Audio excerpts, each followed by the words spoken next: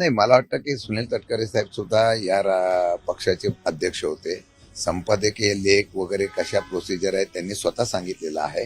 मला वाटतं की त्या प्रोसिजर प्रमाणे दादा जायच्या अगोदर हा प्रस्ताव लेख लिहिण्याच्या संदर्भातला होता. दुर्दैवाने त्यानंतर दादा गेले. आता लेख प्रसिद्ध झाला त्यामध्ये आक्षेपार्ह असं मला काय वाटत नाही. माझ्या माहितीप्रमाणे दादांना पक्षाच्या दोन्ही एकत्रीकरणाच्या संदर्भामधला निर्णय झाला होता. अनेक लोक त्यांचे पण बोलतायत. आता मला वाटतं की आम्ही हा विषय आता सध्या बंद केलेला आहे. काय होतंय की आम्ही मागे लागलोय विलिनीकरणाच्या अशा प्रकारचं जे चित्र निर्माण केलं जात आहे. भुजबळांनी तेच म्हटलंय आता तुमच्याकडून इतकी गडबड का विलिनीकरण? आमच्याकडून अजिबात गडबड नव्हती. दादांचं हे झाल्यानंतर त्यांची चर्चा सुरू झाली. त्यांनी चर्चा दिल्यानंतर आम्ही फक्त सत्य बोललो, शपथपूर्वक बोललो. त्यानंतर आम्ही कधीच बोललेलो नाही.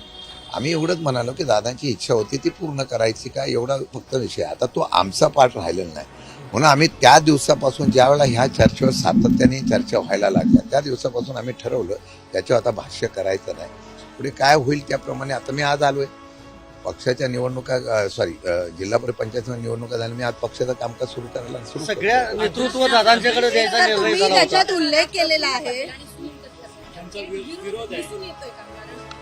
नाही, या बाबतीत मी काय बोलणार नाही. ऐका, या बाबतीत मी बोलणार नाही कारण त्यांची भूमिका त्यांनी मांडायची आहे.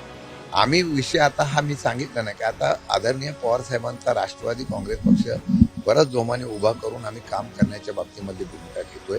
त्यामुळे आता या संदर्भामधला त्यांची काय भूमिका आहे ही मी आज त्यांची भूमिका मी सांगणं योग्य ठरणार. साहेब, अध्यक्षीय भाषणामध्ये जे छापून आलेलं आहे त्याच्यामध्ये प्रामुख्याने जी गोष्ट नमूद करण्यात आली ती खूप महत्वाची होती, अजित पवारांची चुकी संदर्भातली.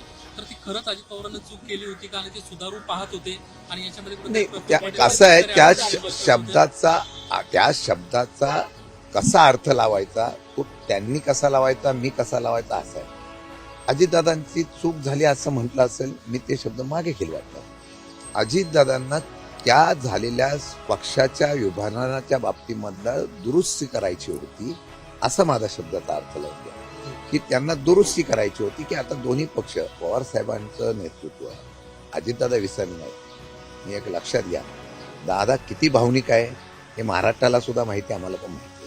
म्हणून पवार साहेबांच्या असलेल्या भेटीला कधी अजितदादांनी त्यांच्या नजरेला नजर दिली ही भावना असते.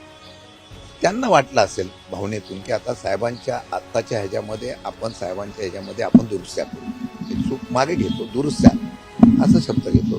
पण त्याच लेखामध्ये तुम्ही असं सुद्धा म्हणाला आहात, त्याच लेखात तुम्ही असं सुद्धा म्हणाला आहात की दोन पक्षाचं विलिनीकरण होऊन दादांच्या हातात सगळं दिलं जाणार होतं.